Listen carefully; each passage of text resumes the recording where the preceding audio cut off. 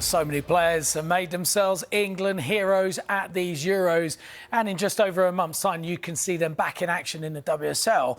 Let's take a look at what their success could mean for the growth of the game and speak to sports marketing expert Louise Johnson. Louise, great to see you. Thanks so much for joining me. Now, look, I can imagine marketing brands now will be desperate to be associated with this Lionesses side, won't they?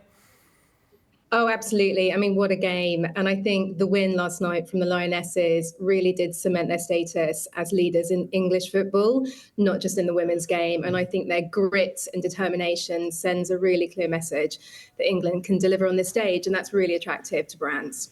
And winning the Euros once was incredible, but doing it back to back, how much does that strengthen their brand and value? Yeah, absolutely. I think Leah Williams said it really well. You know, that they were determined that this wasn't just a flash in the pan with the first win. And I think the second win demonstrates that they are on this journey. There's an evolution of great football, and great football is great football, whether you're men or women. And I think, you know, over the last 18 months, there's been a lot of rhetoric about the positivity of women's football, but the investment hasn't necessarily really matched that rhetoric. So now we are hoping to see lots of brands and lots of organisations put their money where their mouth is after this historic win. And we're seeing a lot of the players boarding their team bus as they head home. Out of this England group, which players will be the most marketable? Oh, wow. I mean, they're all just such a great, inspirational bunch of women. I mean, I think obviously Hannah, Michelle and Khloe are going to be the ones to watch. But coming into the office this morning, I think Khloe Kelly is somebody everybody wants to be their best friend. And I think that's incredibly appealing to brands. But I do think those are the three that are going to have the eyes and the checkbooks across them.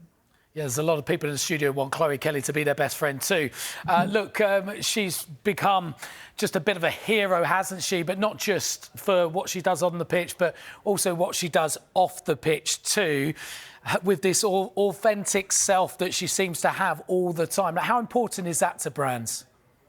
Yeah, absolutely. And I think the one thing that really stands out with Khloe Kelly and the rest of the squad is the empathy that the women show within the game. You know, how they sort of approached the Spanish team last night and really showed empathy for them losing. You just wouldn't see that in the men's game. And again, I think that real authentic self is incredibly appealing to brands. And I think actually the relevance of those females to different categories of brands that you don't see in the men's game will be really, really interesting to see. You can imagine lots of makeup brands, fashion brands now coming in, and I think that will be fantastic to see and drive the new audience of women's football and football. Yeah, very much so. And this is becoming the golden generation. It truly is, if we didn't think it was before, in women's football. Now, how does the WSL now need to capitalise on the success the Lionesses have had? The WSL have done a really great job over the last 2 years. They've obviously got a great partnership with yourselves over the next 5 years, but they have to capitalise on this moment, and they've got to start thinking about a modern approach to partnerships and investments and really use the players. These players are, you know, absolute heroes in a whole new generation of female and young men growing up. And I think they've got to get this right. It's too big an opportunity to miss. And on the pitch, we've just seen Arsenal sign a player for £1 million in Olivia Smith from Liverpool. Are we at the stage now, do you think, Louise, where players can earn as much off the pitch as they can on the pitch? I really hope so. I mean, I think we've always wanted to try and get that equity for pay and for those partnerships. And it's been a very steady increase. However, I do see the appeal of the women's team off the back of this driving that increase. So we would really hope to see that. And why wouldn't they? They're marketable. You know, as I say, I want Khloe to be my best friend and I would buy the clothes that she's wearing. So, yeah, why not? Louise Johnson, our sports marketing expert, thank you so much for joining us.